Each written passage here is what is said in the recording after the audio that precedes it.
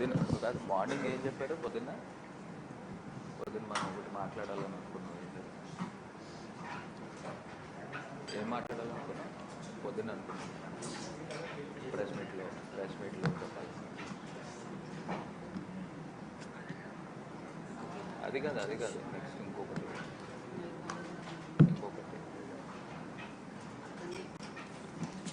అది కాదు ఇంకోటి ఏదో చెప్తున్నా.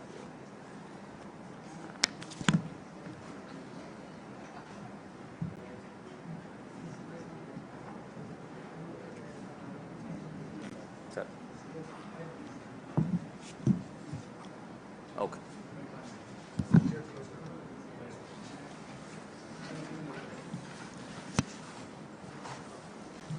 మీడియా మిత్రులందరికీ కూడా నమస్కరించుకుంటూ, పార్లమెంట్ సెషన్స్ సైండ్ అయ్యింది. ఈ పార్లమెంట్ సెషన్స్లో ఎన్నో అంశాలు, రాష్ట్రం తాలూకా అంశాలు కానీ, కేంద్ర ప్రభుత్వంకి సంబంధించి అంశాలు కానీ, ఎన్నో అంశాలు పార్లమెంట్లో చర్చకు రావడం జరిగింది.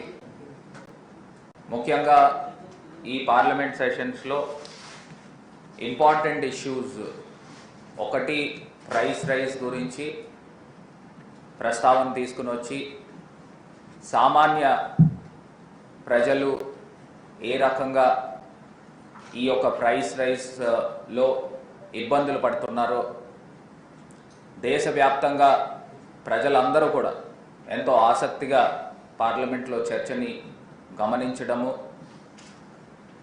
ప్రధానంగా కేంద్ర ప్రభుత్వం తీసుకోవాల్సిన నిర్ణయాల గురించి, ఒకటి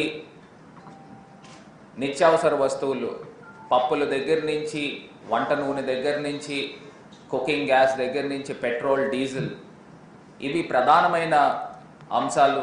వీటిపైన ఇమీడియట్గా చర్యలు తీసుకుని ఈ ప్రైసెస్ అన్నీ కూడా తగ్గించాల్సిన అవసరము దేశవ్యాప్తంగా ఉంది అని ముక్తకంఠంతో పార్టీలన్నీ కూడా, దేశవ్యాప్తంగా ఉన్న రాజకీయ పార్టీలు పార్లమెంట్ దృష్టికి తీసుకురావడం జరిగింది. అంతేకాకుండా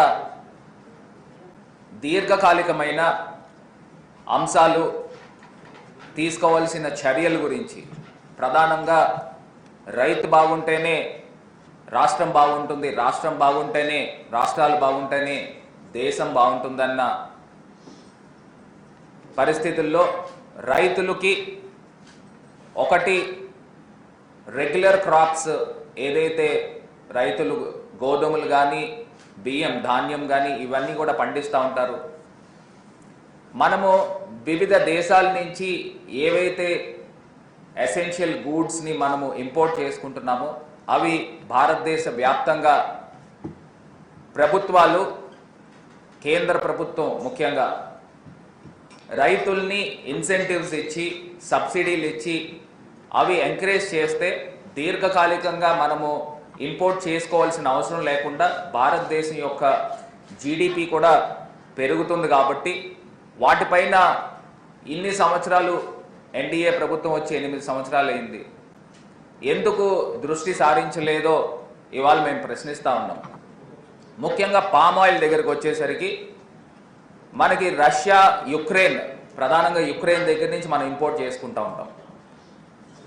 మన భారతదేశంలో ఎంతైతే డిమాండ్ ఉందో, మన భారతదేశమే అగ్రికల్చర్ కంట్రీ, ఎంతైతే డిమాండ్ ఉందో ఇక్కడ మన భారతదేశంలోనే మనము పండించుకునే కెపాసిటీ ఉంది. అయినప్పటికీ కూడా దాంట్లో కొంత మనం వెనకబడి ఉన్నాము. ఇమీడియట్గా చర్యలు తీసుకోవాల్సిన అవసరం ఉందని కూడా మరి ఒక సందర్భంగా తెలియపరుస్తాం.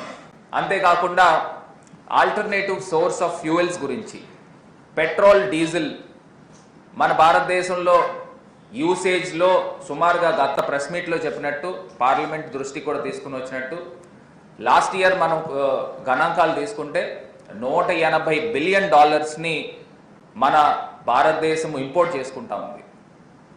దానికి ఆల్టర్నేటివ్ సోర్స్ ఆఫ్ ఫ్యూయల్స్ ఏవైతే ఉన్నాయో, మేము ఎనర్జీ కన్జర్వేషన్ బిల్లో కూడా మా parliamentary floor leader Mithun Reddy గారు కూడా ప్రస్తావన తీసుకొచ్చారు.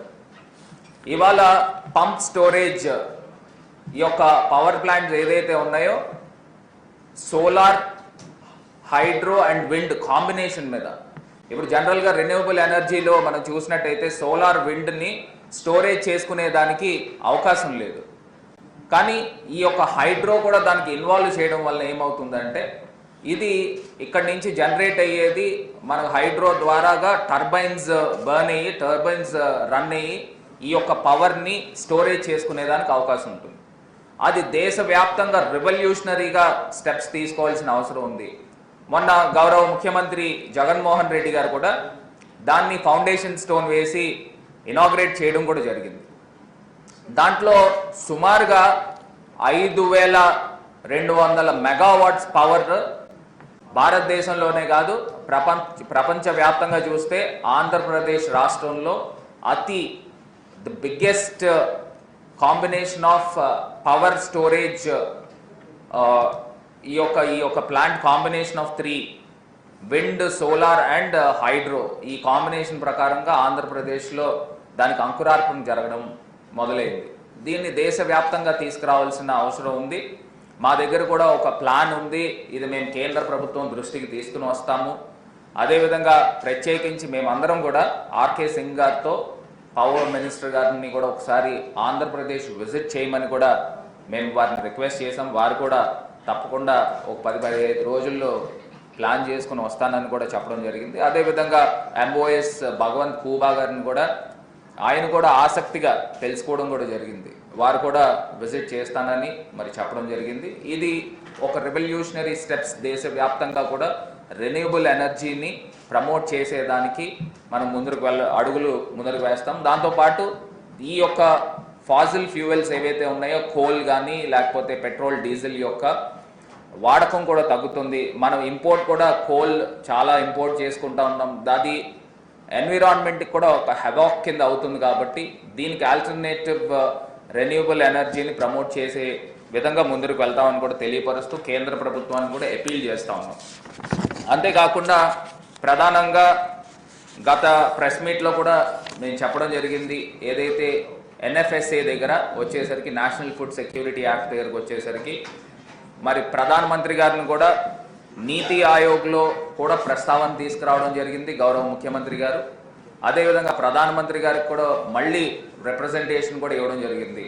కర్ణాటక, మహారాష్ట్ర, అదేవిధంగా ఉత్తరప్రదేశ్ ఈ అన్ని రాష్ట్రాలకి కూడా ఎట్ పార్ విత్ ఏదైతే మనకి BPL సెగ్మెంట్ ఉందో ఆ BPL సెగ్మెంట్ అక్కడ 75 నుంచి 80% మధ్యలో మీరు నేషనల్ ఫుడ్ సెక్యూరిటీ యాక్ట్ని ఇంప్లిమెంట్ చేస్తున్నారు. కేవలం ఆంధ్రప్రదేశ్ దగ్గరికి వచ్చేసరికి 61% మట్టుకే మీరు ఇక్కడ ఇంప్లిమెంట్ చేస్తున్నారు. దాన్ని కూడా ఎట్ పార్ విత్ ఈ రాష్ట్రాలకు తగ్గట్టు 76% వరకు ఇవ్వాలి అని మేము డిమాండ్ చేస్తూ ఉన్నాము, రిక్వెస్ట్ చేస్తూ ఉన్నాము.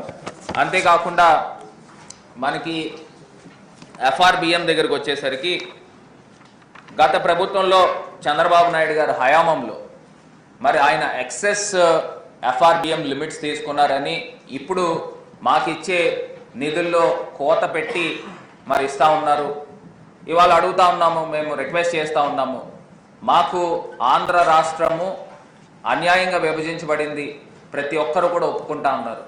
కానీ ఆంధ్ర రాష్ట్రము అన్ని రాష్ట్రాలతో పాటు చూడవద్దు, దీన్ని ప్రత్యేక దృష్టితో చూడవలసిన అవసరం ఉంది అని కూడా మేము డిమాండ్ చేస్తూ ఉన్నాము. ఆ రకంగా చర్యలు తీసుకోవాల్సిన అవసరం ఉందని కూడా చెప్తా ఉన్నాము. అంతేకాకుండా ఈ యొక్క ఆంధ్ర రాష్ట్రం విభజన జరిగిన తర్వాత ఏదైతే రిసోర్స్ గ్యాప్ ఫండింగ్ ఉందో మనకి రెవెన్యూ డెఫిసిట్ ప్రకారము కాగ్ ఇచ్చిన నివేదిక కానీ నీతి ఆయోగ్ ఇచ్చిన నివేదిక కానీ దాంట్లో చూసినట్టయితే సుమారుగా ఆంధ్ర రాష్ట్రానికి రెవెన్యూ గ్యాప్ ఫండింగ్ కిందన ప్లస్ రెవెన్యూ డెఫిసిట్ కిందన కూడా సుమారుగా 22,000 కోట్ల రూపాయలు కాగ్ ఇచ్చిన నివేదిక ప్రకారంగానే మరి అయ్యింది. దాంట్లో కేవలము కేంద్ర ప్రభుత్వం ఇప్పటిదాకా 4,000 కోట్ల రూపాయలు మట్టుకే అందియడం జరిగింది. ఇంకా 18,000 కోట్ల రూపాయలు ఇవ్వాల్సిన అవసరం ఉంది. మీరు దఫాలుగా ఇవ్వడం వలన దాన్ని మేము క్యాపిటల్ ఎక్స్పెండిచర్ ఖర్చు పెట్టడానికి అవకాశం లేకుండా అవుతుంది. కాబట్టి ఒక్కసారి ఇమీడియట్గా మాకు అందియాలి అని, రాష్ట్ర ప్రభుత్వానికి అందియాలని కేంద్ర ప్రభుత్వాన్ని డిమాండ్ చేస్తూ ఉన్నాము. అంతేకాకుండా ముఖ్యంగా ఈ యొక్క జెన్కోస్ దగ్గరికి వచ్చేసరికి ఆంధ్ర రాష్ట్రము తెలంగాణ నుంచి విభజన జరిగిన తర్వాత కేంద్ర ప్రభుత్వం యొక్క రిక్వెస్ట్ మేరకు ఇవాళ ఆంధ్ర రాష్ట్రము సుమారుగా 6,600 కోట్ల రూపాయల యొక్క బకాయిలు తెలంగాణ రాష్ట్ర ప్రభుత్వము ఆంధ్రప్రదేశ్కి ఇవ్వాల్సి ఉంది. అంటే మీరు పెద్దన్న పాత్ర పోషించి తెలంగాణకి ఈ యొక్క టిఎస్ జెన్కోకి మరి పవర్ ఆంధ్రప్రదేశ్ నుంచి ఇవ్వడం జరిగింది. దాని యొక్క బకాయిలను కూడా మీరు సత్వరమే తెలంగాణ ప్రభుత్వంతో మీరు సంప్రదింపులు చేసి ఆంధ్ర ప్రభుత్వానికి, ఆంధ్ర రాష్ట్రానికి 6,627 కోట్ల రూపాయలు పెండింగ్ బిల్స్ ఉన్నాయి, అవి ఇమీడియట్గా రిలీజ్ చేయించాలని కేంద్ర ప్రభుత్వాన్ని డిమాండ్ చేస్తూ ఉన్నాం. అంతేకాకుండా మనకి ఆంధ్రప్రదేశ్ రాష్ట్రానికి మెడికల్ కాలేజెస్ దగ్గరకు వచ్చేసరికి కేంద్ర ప్రభుత్వం కేవలము 3 మెడికల్ కాలేజెస్ మటుకే మరి శాంక్షన్ చేయడం జరిగింది. ఏదైతే మన ఆంధ్రప్రదేశ్ రాష్ట్రంలో జనాభా లెక్కల ప్రకారంగా మరి మనం చూస్తూ ఉన్నాము, కరోనా విలయ తాండవం చేసింది. మరి ఇవాళ ఆంధ్రప్రదేశ్కి ఇంకా 13 మెడికల్ కాలేజెస్ని మేము రాష్ట్ర ప్రభుత్వము ఆల్రెడీ ఫౌండేషన్ స్టోన్ లే చేయడం జరిగింది. దాన్ని కూడా కేంద్ర ప్రభుత్వము టేకప్ చేసి ఆ యొక్క నిధులను కూడా రిలీజ్ చేయాలని కేంద్ర ప్రభుత్వాన్ని డిమాండ్ చేస్తూ ఉన్నాము. అంతేకాకుండా ప్రధానంగా మనకి పోలవరం ప్రాజెక్ట్ దగ్గరికి వచ్చేసరికి ఈ యొక్క పోలవరం ప్రాజెక్ట్ దగ్గర కనకమేడల రవీంద్ర గారు తెలుగుదేశం ఎంపీ వారు ఒక ప్రశ్న కేంద్ర ప్రభుత్వానికి మరి లేవనెత్తడం జరిగింది. అన్స్టార్డ్ క్వశ్చన్లో వారు అడగడం జరిగింది. ఈ అన్స్టార్డ్ క్వశ్చన్లో ఆయన ఏదో తెలివితేటలు ఎక్కువ ఉన్నాయని చమత్కారంగా ఏదో రాష్ట్ర ప్రభుత్వంని ఏదో రకంగా ఇరకాన్ని పెట్టి నిధులు రానివ్వకోకుండా అడ్డుకోవాలి అని చెప్పి మరి వారి ప్రయత్నం. ఆ అన్స్టార్డ్ క్వశ్చన్లో ఆయన అడుగుతా ఉన్నారు. అక్కడ లాస్ట్ డి పాయింట్ ఒకటే చెప్తాను. పోలవరం ప్రాజెక్ట్ దగ్గర నుంచి whether any instances of misuse of funds by Andhra Pradesh government with Polavaram project has been reported, is there any details thereof అని చెప్పేసి మరి వారి అన్స్టార్డ్ క్వశ్చన్లో అడగడం జరిగింది. దానికి రిప్లై రిటర్న్గా ఇచ్చిన రిప్లై ప్రకారం క్లియర్గా మెన్షన్ చేశారు, no such instances is presently under consideration of government of India. అంటే వారి యొక్క ఆలోచన విధానం చూడండి. కేంద్ర ప్రభుత్వం క్లియర్గా అడ్మిట్ అయ్యింది, ఏ రకమైన ఇన్స్టెన్సెస్ లేవు, ఎక్కడ ఫండ్స్ మిస్యూజ్ కాదు. అంటే నేను వాళ్ళు అడుగుతా ఉన్నా, అంటే మీరు ఆంధ్రప్రదేశ్ ప్రజలకు మీరు మద్దతుగా ఉంటున్నారా, లేకపోతే ఆంధ్రప్రదేశ్ ప్రజలకు అన్యాయం చేసే రకంగా కనబడతా ఉన్నారా? అక్కడ పోలవరం ప్రాజెక్ట్కి కేంద్ర ప్రభుత్వం ఫండ్స్ ఇవ్వకూడదు అని ఏదో ఒక రకంగా వారు ఏదో రకంగా అడ్డుకునే ప్రయత్నం చేస్తూ ఉన్నారు. ఇవాళ నేను అడుగుతా ఉన్నా, కేవలం చంద్రబాబు నాయుడు గారి గురించే, కేవలం చంద్రబాబు నాయుడు గారు చేసిన తప్పిదాల గురించే ఇవాళ పోలవరం ప్రాజెక్టు ఒక శరవేగంగా జరగాల్సింది మరి ఆగి ఉంది. ఎందుకు ఆగుందో కూడా చెప్తా. ఇవాళ ప్రతి ఒక్కడు ఒక థంబ్ రూల్ మనం చూసుకుంటే గతంలో కూడా చెప్పినట్టు మనకి కాఫర్ డ్యామ్ కంప్లీట్ కాకోకుండా ఈసీఆర్ఎఫ్ డ్యామ్ పనులు ప్రారంభించకూడదు. మెడకాయ మీద తలకాయ ఉన్నోడు ఎవడు కూడా ఈ రకమైన కార్యక్రమం చేయడు. ఆయన ఏదో రకంగా గ్రావిటీ మీద మీరు పంపించేసి స్పిల్వే మీదుగా వాటర్ పంపించేస్తే నేను పోలవరం ప్రాజెక్ట్ కంప్లీట్ అయిపోయింది అని ప్రజలకి మభ్యపెట్టే విధంగా 2019లో ప్రయత్నం చేశారు. అక్కడ ఏమైంది, కాఫర్ డ్యామ్ దగ్గర కొన్ని గ్యాప్స్ ఫిల్ కాల. అక్కడ ఫిల్ కాకుండా ఈసీఆర్ఎఫ్ డ్యామ్ కింద ఉన్న ఫౌండేషన్ని అక్కడ డయాఫ్రమ్ వాల్ని కన్స్ట్రక్ట్ చేశారు. అక్కడ ఒక గ్యాప్స్ని కొన్ని 1/2 కిలోమీటర్ గ్యాప్ దాకా కాఫర్ డ్యామ్ దగ్గర ఉండిపోయింది. ఫ్లడ్స్ వచ్చినప్పుడు 2 years బ్యాక్ వచ్చిన ఫ్లడ్స్ వచ్చినప్పుడు హై వెలాసిటీ ఆఫ్ వాటర్ రావడం వలన, ప్రెషర్ ఎక్కువైపోవడం వలన 1.5 కిలోమీటర్న్నర వెడల్పు ఉండాల్సిన రివర్ని కాఫర్ డ్యామ్తో దాన్ని క్లోజ్ చేస్తే అక్కడక్కడ గ్యాప్స్ ఉండిపోయినాయి. ఆ గ్యాప్స్ దగ్గర నుంచి ఒక్కసారి ప్రెషర్ వాటర్ రావడం వల్ల కిందన ఏదైతే ఫౌండేషన్ ఉన్న డయాఫ్రమ్ వాల్ని అక్కడక్కడ డ్యామేజ్ జరిగింది, బ్రేకేజెస్ అయినాయి. మరి ఇవాళ మళ్ళీ మొత్తం డ్యామ్ అంతటికీ కూడా వాటర్ స్టోరేజ్ నిలబడాల్సింది ఈజ్ ద మెయిన్ థింగ్. ఏంటంటే డయాఫ్రమ్ వాల్ మనకి చాలా ప్రధానమైనది. ఆ డయాఫ్రమ్ వాల్ ఎంత స్ట్రాంగ్గా ఉంటే పోలవరం ప్రాజెక్ట్ యొక్క ఏజ్ అంత మనకి ఎక్కువ ఉంటుంది. సో డయాఫ్రమ్ వాల్నే మీరు బ్రీచ్ చేసే విధంగా మరి మీరు అనాలోచితమైన నిర్ణయాలు తీసుకుని మీరు ఆంధ్ర రాష్ట్ర ప్రజలే కాదు, మరి అది ఒకవేళ నిజంగానే కనుక డయాఫ్రమ్ వాల్కి ఏదైనా డ్యామేజ్ జరిగి పోలవరం ప్రాజెక్ట్ కంప్లీట్ అయితే మరి డౌన్ స్ట్రీమ్లో ఉన్న ఊర్లన్నీ మండలాలన్నీ ఏమవుతాయో ఆ మాత్రం మీరు ఇంగితం లేకోకుండా మీరు వ్యవహరించారు. ఇవాళ మన ఫ్లడ్స్ వచ్చినాయి, అక్కడ కాఫర్ డ్యామ్ కంప్లీట్ చేసినప్పటికీ కూడా ఒక అప్ ఫ్రంట్ ఉన్న కాఫర్ డ్యామ్ని కంప్లీట్ చేసాం, డౌన్ స్ట్రీమ్లో ఉన్న కాఫర్ డ్యామ్ ఇంకా కంప్లీట్ కాల. సో అదంతా కూడా మళ్ళీ వాటర్తో మునిగిపోవడం కూడా జరిగింది. ఇప్పుడు ఈ ఫ్లడ్స్ అన్నీ రిసీట్ అయిన తర్వాత దీన్ని అక్కడ డబుల్ డయాఫ్రమ్ వాల్ని కట్టి దానిపైన మళ్ళీ లోవర్ కాఫర్ డ్యామ్ని కూడా డౌన్ స్ట్రీమ్ కాఫర్ డ్యామ్ని కూడా నిర్మాణం చేసి అప్పుడు ఈసీఆర్ఎఫ్ డ్యామ్ని దానిపైన నిలబెడతాం. సో ఇవన్నీ కూడా చంద్రబాబు నాయుడు గారు చేసిన అనాలోచితమైన పనుల వలన ఇన్ని సంవత్సరాలు కాలయాపన అవుతా ఉంది. మరి చంద్రబాబు నాయుడు గారి యొక్క మైండ్ సెట్ కూడా ఏ రకంగా ఉంది అనేది కూడా ఒకసారి తెలుసుకోవాల్సిన అవసరం ఉంది. మరి ఇవన్నీ కాకపోకుండా ఇప్పుడే జస్ట్ స్క్రోలింగ్ పాయింట్స్ చూస్తూ ఉన్నాం. స్క్రోలింగ్ పాయింట్స్ చూస్తూ ఉన్నప్పుడు తెలుగుదేశం మాట్లాడిన మాటలు ఇవాళ నిజంగా నేను అడుగుతా ఉన్నా, చంద్రబాబు నాయుడు గారు ఓటుకు నోటు కేసులో మరి ఏ రకంగా అడ్డంగా దొరికిపోయి మరి అప్పట్లో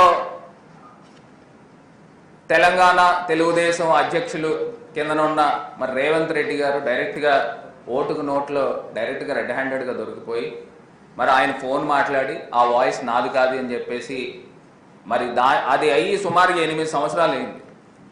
8 సంవత్సరాలు అయితే ఇప్పుడు దాకా దానిపైన దిక్కుమొక్కులు లేదు. దాన్ని ఏ రకంగా ఎఫ్ఐఆర్ నమోదైందో లేదో కూడా తెలియదు. మరి ఏ రకంగా జరుగుతూ ఉన్నాయి అంటే చిన్న చిన్న వాళ్ళకైతే ఒక రకమైన చట్టము, పెద్ద స్థాయిలో ఉన్న వాళ్ళకైతే ఒక రకమైన చట్టమా అని అడుగుతా ఉన్నాం. అదే రకంగా ఇవాళ ఏదో గోరంట్ల మాధవ్ మా ఎంపీ గురించి మరి తీసుకొచ్చి మాట్లాడుతూ ఉన్నారు. మరి అది ఏదైతే మహిళా కమిషన్ వాసిరెడ్డి పద్మ గారు కూడా నేరుగా మరి డీజీపీకి కూడా నివేదిక ఇవ్వాలని చెప్పి మరి కంప్లైంట్ చేయడం జరిగింది. మరి గోరంట్ల మాధవ్ ఆయన వీడియోలో నేను కాదు అని చెప్పి ఆయన చెప్తా ఉన్నాడు, దాన్ని ఫారెన్సిక్ పంపించమని చెప్తా ఉన్నాడు. మరి ఆ నివేదిక రావడానికి ఆ ఫారెన్సిక్కి పంపించి ఆ నివేదిక రావడానికి మరి కొంత టైం పడుతుంది. కాబట్టి ఆ నివేదిక వచ్చిన తర్వాత మా పార్టీ మహిళా ప్రభుత్వం, మహిళా పక్షపాత ప్రభుత్వం, ఏ మహిళకి అన్యాయం జరిగినా కూడా ఖచ్చితంగా పార్టీ నిర్ణయం తీసుకుంటుంది, చర్యలు తీసుకుంటుంది. అంతేకాకుండా ఇవాళ ఎంత పెద్ద స్థాయిలో ఉన్న వ్యక్తి అయినప్పటికీ కూడా పార్టీకి ఉన్న నియమావళి ప్రకారము చర్యలు తీసుకోవడం అనేది 100% తీసుకుంటుంది.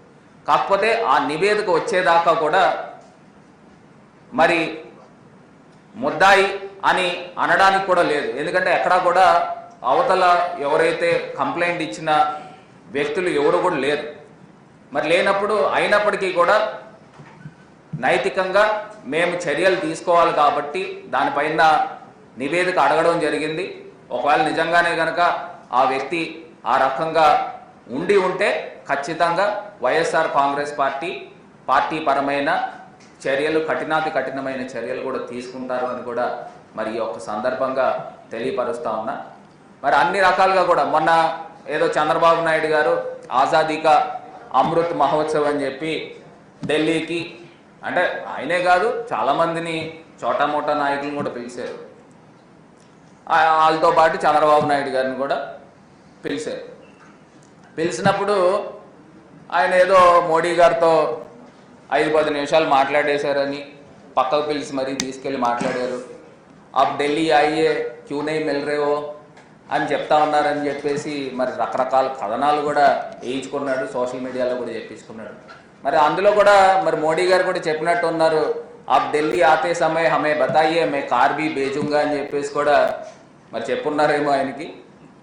ఏదో చిన్నపిల్లల వ్యవహారం కిందన ఉంటుంది. ఆయన ప్రధానమంత్రి అనుకుంటున్నారో ఏమనుకుంటున్నారు? ప్రధానమంత్రి మిమ్మల్ని 5 సంవత్సరాల నుంచి మీకు అపాయింట్మెంట్ ఇవ్వలే. నేను 18 సార్లు 28 సార్లు ఢిల్లీ వచ్చానని చెప్పి ఆంధ్ర రాష్ట్ర ప్రజలకు చెప్పుకుంటా ఉన్నారు.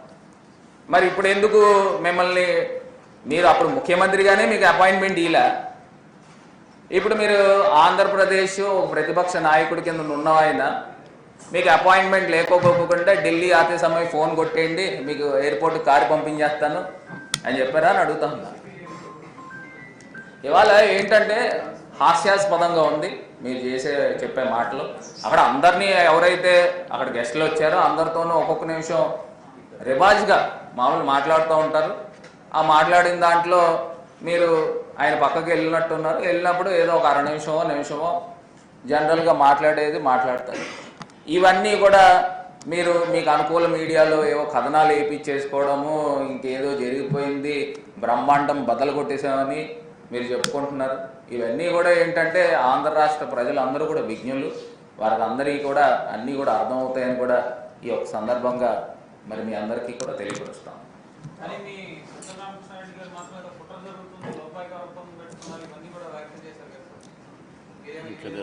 అంటే ఎవరితో లోపాయి గారితో ఒప్పందాలు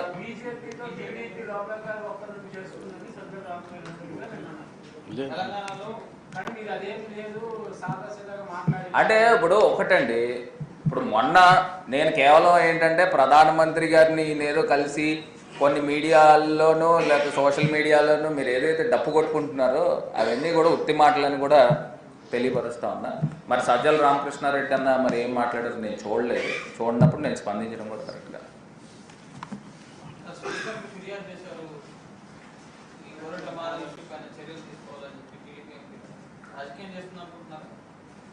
ఇప్పుడు ఒకటి గోరంట్ల మాధవ్ ఒక MP, head of the Lok Sabha is honourable speaker. So స్పీకర్కి కంప్లైంట్ చేశారు. ఇప్పుడు ఒకటి అడుగుతా ఉన్నాం, ఇప్పుడు ఒకవేళ ఆ వీడియోనే కనుక నిజమైతే అందులో ఎవరైతే ఒక మహిళతో సంభాషణ చేశారని చెప్తా ఉన్నారో మరి వారైనా ఎవరైనా వచ్చి బయటకు వచ్చి కంప్లైంట్ ఇవ్వాలి కదా. అంటే ఇదంతా కూడా ఒక ఫ్యాబ్రికేటెడ్ వీడియోగానే అందరం కూడా పరిగణిస్తున్నారు. సో లోక్సభకు స్పీకర్కి కంప్లైంట్ చేసినంత మాత్రాన ఏం జరుగుతుందో, ఒకవేళ నిజంగా వీడియో నిజం కావాలి కదా అంటున్నా. అదే అంటున్నా, ఫ్యాబ్రికేటెడ్ వీడియోనా రియల్ వీడియోనా అనేది ఇంకా నిర్ధారణ కానప్పుడు దాని గురించి ఎంత తక్కువ మాట్లాడుకుంటే అంత బెటర్. ఒకవేళ నిజంగా నిర్ధారణ అయితే దానిపైన చర్యలు ఏ రకంగా తీసుకోవాలో పార్టీ పరంగా ఖచ్చితంగా చర్యలు తీసుకుంటాం. థ్యాంక్ యూ అన్న మాట్లాడు.